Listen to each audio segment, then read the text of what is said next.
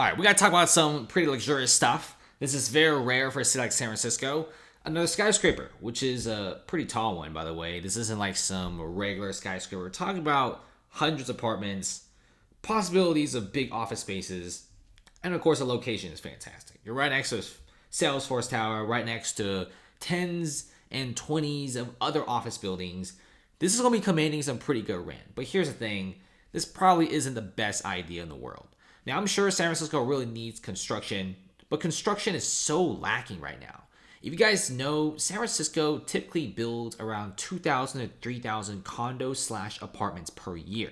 And so far in the past 12 months, less than 700. So do the math there, and you kind of see that there really isn't that much demand. So this new San Francisco being proposed isn't really going to do well, though I gotta admit, this tower does look pretty dope. Right next to the Salesforce building. Location is pretty awesome. So Bay Hill Ventures, a local real estate and investment firm, said Thursday that it's seeking city approval to develop 530 Howard Street right next to the Salesforce building. Just to show you guys where this place is, 530 Howard Street is actually a pretty good location, right? Anywhere that's near the Salesforce building, in my opinion, is like AAA type office buildings.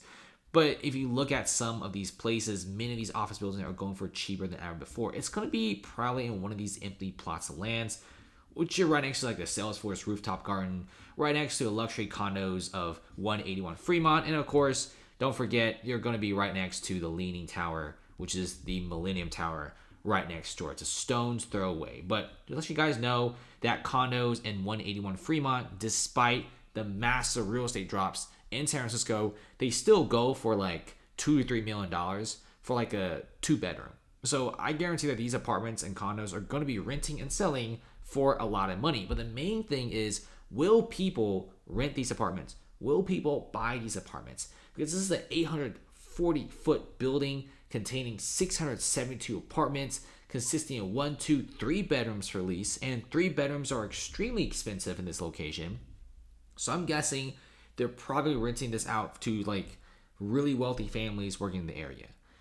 But one of the downsides is San Francisco making a skyscraper is probably one of the worst ideas ever, because construction halted on Hayes Point, which is not in this location, but it's still in like a pretty decent location considering that this building is pretty much right next to the Twitter HQ, Uber HQ, and Reddit HQ. Look at this location. It's really not that bad, right? You're in the intersection, you got a lot of foot traffic, a crap ton of stores, and many different office buildings in this area. This is kind of like the Civic Center's little area where a lot of big tech companies do hang out. So the mere fact that they want to build this building, but you got other major buildings and projects like Hayes Point being completely canceled, shows you that they're not going to be getting any sort of investor money. This is a $1.2 billion development.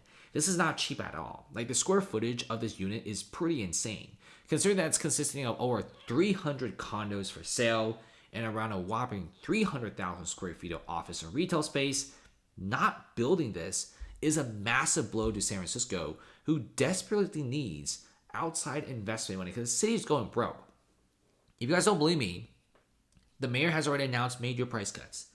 They're cutting about $200 million from the city's budget, which is consisting of almost $30 million in the health department, almost $30 million in the police department. Here's the thing, man. I think they need more police presence. The crime rate of the city is out of control. So many of these big companies and corporations are moving out. And like I said in the beginning video, construction is at an all-time low for San Francisco, despite the fact that if you go to even Seattle, there's still new construction apartments. Manhattan and Miami, they're building like crazy. Manhattan, there's never been like a month where there isn't like 3 skyscrapers being built. Same thing goes for Miami. So if you look at San Francisco, the mere fact that Hayes Point is now halted is pretty scary. But what makes it even more scary is a second massive project this year got canceled. One Oak property has now gone into foreclosure, a 40-story tower that would not get built.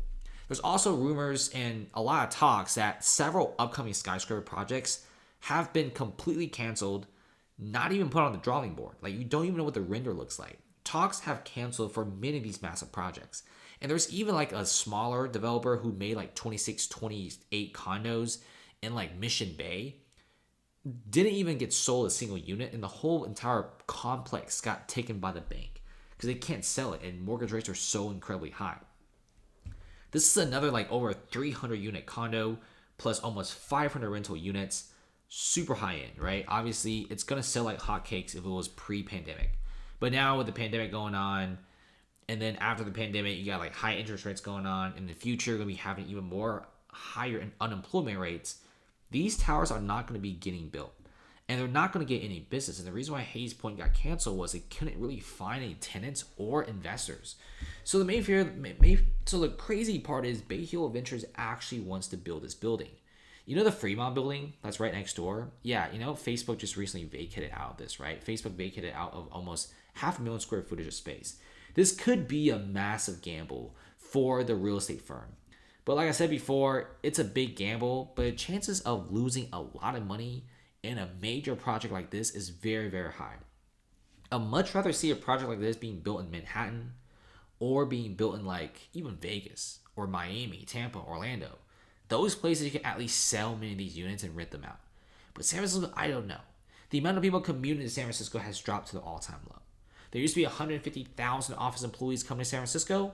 Well, now you don't really get 150,000 people anymore, which is pretty sad to see this kind of stuff. And not to mention, you also have San Francisco already pushing for the conversion of office buildings to housing, which honestly is a pretty smart idea with the amount of empty offices. In fact, there's about 30 to 50 million empty square footage of space in San Francisco, and I would love to see them being turned to like decent apartment complexes. Because if you have a bunch of apartment complexes, cost of living goes down, people will move into San Francisco, and it might revise the city. It might actually turn the city around, and it'll probably have a bunch of retail stores opening up. But of course, this is going to put a lot of pressure in luxury apartments like these, because many of the nearby buildings, if they start converting, you convert hundreds, even thousands of apartments, which will cut into this, right? One bedrooms will probably be going for like $3,000-$4,000, and it's really up to you to decide if you want to pay for that.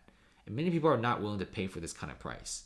So this building, in my personal opinion, I don't think it should be built. I think it's a waste of money, though it will look pretty good in the skyline far away, but it's going to look good, and that's really about it.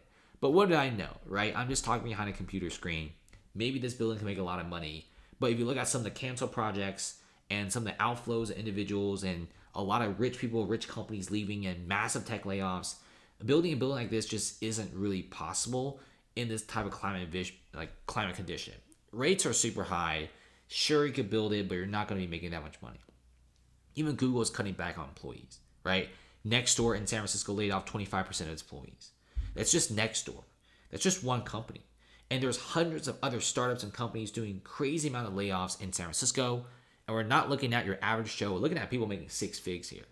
People making 6 figs getting laid off are not going to live in San Francisco. And with unemployment taken up at 3.9%, just a few months ago, it's 3.3%.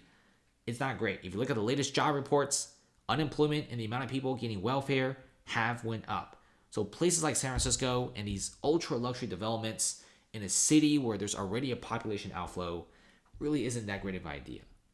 That's about it, guys. Thanks for watching. Comment below. More skyscraper news to come. Subscribe for more.